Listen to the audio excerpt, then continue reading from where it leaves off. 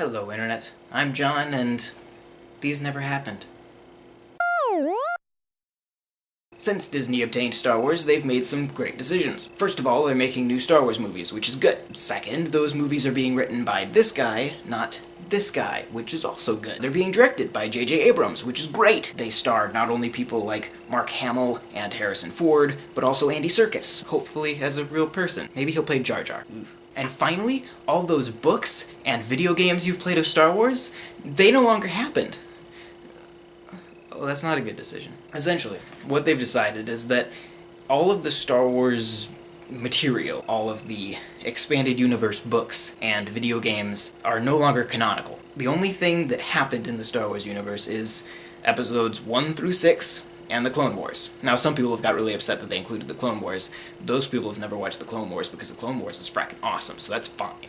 The problem is that we've just said none of that other stuff happened. Now, you may not understand why this is a big idea, so I'll try to explain it to you.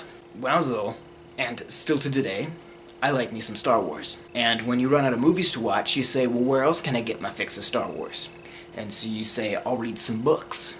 And that gives you more Star Wars. It tells you that Luke Skywalker formed a Jedi Knight Academy, and you learn about Anakin Solo, the son of Han Solo and Leia Organa, or Leia Skywalker.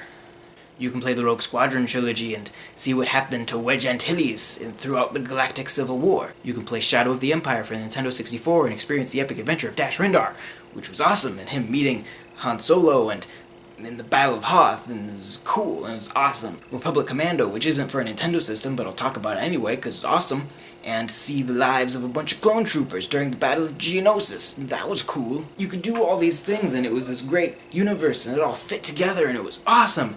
And now, all of that was a lie. And it's essentially like being told by Disney, of all people, that your entire childhood was a lie.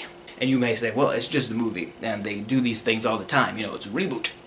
Well, there are two kinds of reboots. You can either say, we're just going to start over, completely. I mean, take, for example, Sonic the Hedgehog. They reboot that every few weeks. Sega likes to do that so that they can act like none of the other games happened. It doesn't work, but they do it. The other form of kind of revitalizing a franchise is to just embrace everything that happened and go with it anyway. I mean, look at Doctor Who. That one right back there. Doctor Who took this very cheesy show with lots of cheesy history and just said, all of that happened, we're embracing it, and we're just gonna roll with it. And they did that, and it's awesome, and it's still cheesy. The Daleks are still trash cans, but that's okay, because they've always been trash cans. Why wouldn't they be trash cans? That's fine. You have the new Star Trek movies, which are also directed by J.J. Abrams. And in those, instead of saying, okay, none of the Star Trek shows ever happened, we're just going to restart. No, they say those did happen, but we are going to work it into our movie to explain why we can ignore those events. They didn't have to go and say, okay, we like original series and next gen, but Deep Space Nine never happened. So why are they doing that with Star Wars? Why are they tearing away my childhood? I don't like it. It feels bad, and I wish they would stop. Stop it, Disney. You of all people should not be ruining childhoods and telling me that everything I grew up with was a lie. It's bad. Bad to do. Stop it. Stop it now. That's all I got. I just needed to rant. I heard that at first this morning, and I didn't think it was that big of a deal, and then as the day went on, my heart hurt. And I wanted to share with you people why my heart hurt. And I figured it makes a lot of Nintendo games non-canonical, so I'm like, that kind of fits in with Nintendo, so I can put that on 8 Worlds News, and I'll be fine. Also, I got a new camera, so I'm not filming this on my cell phone, which is awesome. So I hope you appreciate the definition in which you can see my face.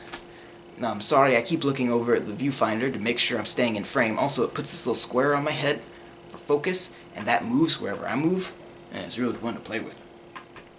I'm gonna go now, and you guys should subscribe to this channel. You should go like 8 Worlds on Facebook, facebook.com/8worldsnews. You should check out our blog, Blogspot, 8World, I'll get this one right, 8worldsnews.blogspot.com. You should follow our Twitter, which nobody does, except for Doug ToNaples, the guy that made Earthworm Jim. He follows our Twitter, but you can't because you're too cool? You're cooler than Doug ToNaples? No, follow our Twitter.